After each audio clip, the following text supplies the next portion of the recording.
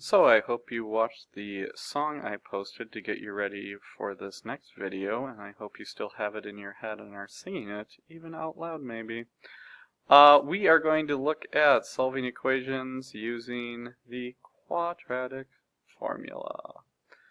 So, here we go. There's the quadratic formula right there. X equals negative b plus or minus the square root of b squared minus 4ac all over 2a.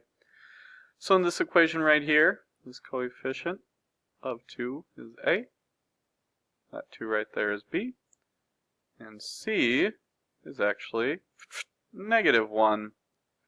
So we're going to plug those three values into our quadratic formula, and we get x equals negative 2 plus or minus the square root of 2 squared minus 4 times a is going to be 2, and then c is negative 1 all over 2a.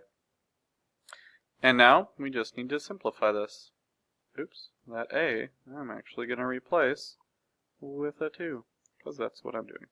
Alright, to simplify this, we get negative 2 plus or minus. Alright, 2 squared is 4, minus 4 times 2 times negative 1 is negative 8 all over, and then on the bottom here 2 times 2 is 4. And right here, of course, minus the negative, that's the same as 4 plus 8. So I get negative 2 plus or minus the square root of 12 over 4. But we would not leave our answer like that because we know how to simplify square root 12. So my next step is to rewrite square root 12 as, well, 12 is 4 times 3. 4 is a perfect square. So it comes out of the radical as a 2. So I get 2 root 3. And now you can see, well, I've got a common factor here that I can actually factor out, and it will actually cancel with this 4 on the bottom. So I'm going to pull out a 2 there, and I get negative 1 plus or minus the square root of 3 over 4, and then this 2 and this 4, well, that's the same as 1/2, and that cancels, giving me a 2 down there.